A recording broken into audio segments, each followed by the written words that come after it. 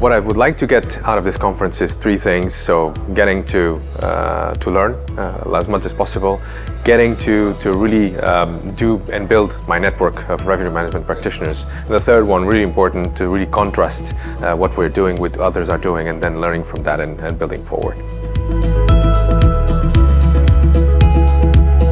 I'm here for the RGM trends. I think it's a great opportunity for us, for the people and RGM practitioners and leaders in the industry, to understand better what others are doing. We can learn from each other, we can exchange and use the key principle of RGM. It's integrated, so we can be also integrated in terms of the best practices.